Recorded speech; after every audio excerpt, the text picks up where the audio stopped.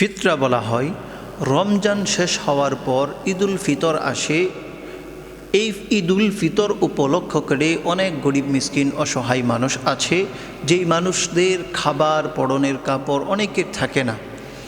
তো আল্লাহ পাক রব্বুল আলামিন এই ফিতরাকে ওয়াজিব করেছেন বান্দাদের উপর এই কারণেই যেন ওই সমস্ত গরিব মিসকিন ঈদের দিন পর্যন্ত ভালো খাবার খাইতে পারে।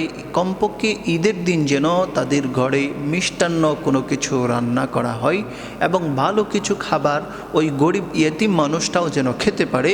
এই জন্য আল্লাহ পাক রব্বুল আলামিন ফিতরাকে ওয়াজিব করেছেন। এবং এই ফিতরা দেওয়ার যে ফজিলত, এই ফজিলতটা হলো যে বান্দা ফিতরা আদায় করবে ওই ফিতরা থেকে আল্লাহ পাক রব্বুল আলামিন ফিতরা আদায় করার কারণে বান্দা যে সারা মাস রোজা রাখলো, রোজার মধ্যে যে গলত হয়েছে, ভুল হয়েছে, ওই ভুল সংশোধন হয়ে যাবে। আমাদের অনেকের কথা বলতে গেলে বিভিন্ন সময় উল্টাপাল্টা আজে বাজে কথা হয়ে যায়।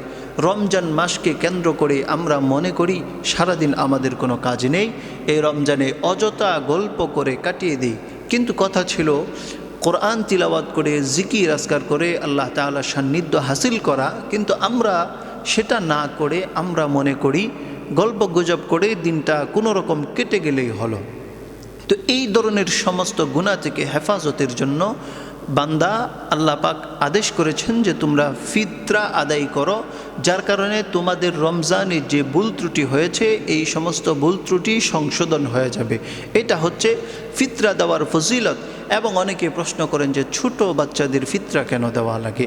ছোট বাচ্চাদের ফিতরা এই কারণেই দিবেন, আপনার যে সন্তান দুর্ঘটনা থেকে নিরাপদ থাকার জন্য, সমস্ত বালা মুসিবত থেকে হেফাজতের জন্য আপনারা বাচ্চাদের ফিতরা আদায় করবেন।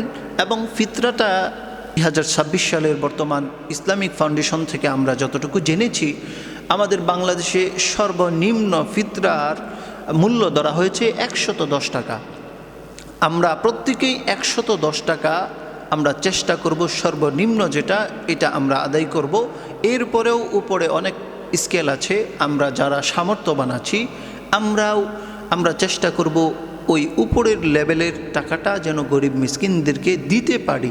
আমরা এই নিয়ত করব এবং এই নিয়তে দিব আল্লাহ পাক যেন আমাকে পুণ্য দেয়, সওয়াব দেয়। কাল কিয়ামতের ময়দানে যেন এই অল্প কিছু টাকার বিনিময়ে যেন আমরা জান্নাতে যেতে পারি, এই আশাই দিব, মানুষকে দেখানোর জন্য দিব না। হাদিসে পাকের মধ্যে রাসূল সাল্লাল্লাহু আলাইহি ওয়াসাল্লাম বলেছেন, কোনো বান্দা যদি দেখানোর জন্য দান করে, নামাজ পড়ে, ইবাদত করে, ওই ইবাদত কোনো কাজে আসবে না, বরং আল্লাহ পাক সমস্ত মানুষের সামনে লজ্জিত বানিয়ে তাকে জাহান্নামে নিক্ষেপ করবেন। নাউজুবিল্লাহ। তো এই জন্য আমরা মানুষকে দেখানোর জন্য কোনো ফিতরা আদায় করব না, যাকাত দিব না, ইবাদত করব না, শুধুমাত্র আল্লাহ তাআলার রাজি খুশির জন্য একমাত্র ফিতরা দিব, ইবাদত করব। এখন কথা হচ্ছে আমরা এই ফিতরাগুলো কাদেরকে দিব?